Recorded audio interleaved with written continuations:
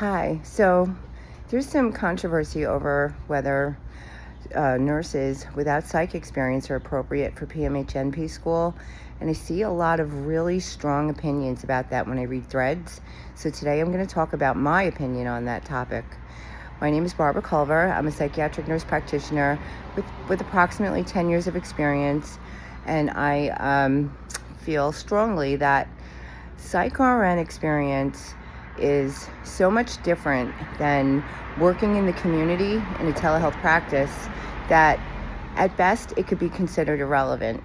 However, the fact is that people that have experience in hospitals, they don't really have an accurate view of community psychiatry. And that's because they're dealing with people that are being admitted into a facility where they're surrounded by a lot of other people with problems.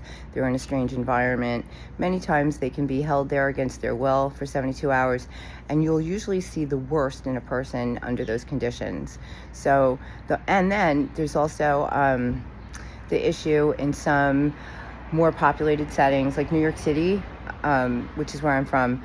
There can be an issue where there's a lot of violence associated with psychiatric admissions. So the nurses that are working on those wards, they're kind of trained on how to keep themselves safe, and so the dynamic is a lot different. So when you go to a PMHNP school, you're learning how to deal with people across the lifespan. People, I usually work with people starting at age 6. I don't feel comfortable working with people younger than that, but age 6 through end of life. So that's something to ponder, and I think that anyone that has an interest in psychiatry should go for it. They should go for the PMHNP, and to take your time, to not be in such a rush to go through the RN process and so forth, because you really learn a lot about people's struggles when you work at the bedside as an RN. That's what I did. I took the path of associate's degree. I started at approximately age 35 in RN school, and I got my associate's degree. I worked at the bedside in a rehab facility and subacute facility. And then I went on to work in addictions, and I got my CARN certification, and I got my bachelor's degree. I got my bachelor's degree while I was working. And then after some time, after working in addictions, I decided to attend Hunter College, which was close by in Manhattan. And I learned a lot, and I know that, they discuss a lot of the same issues that, RN school talks about, as far as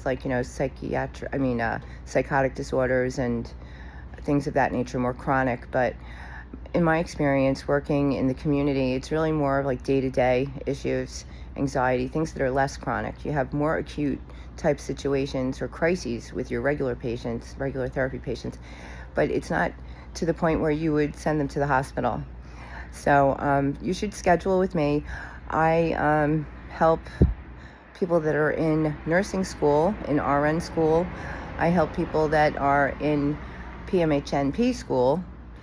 And I also help new NPs that are looking to bridge the gaps in their knowledge or in their skill building, because the preceptors can be, diverse, and, good clinical settings can be, they're difficult to come by sometimes because there's so many applicants.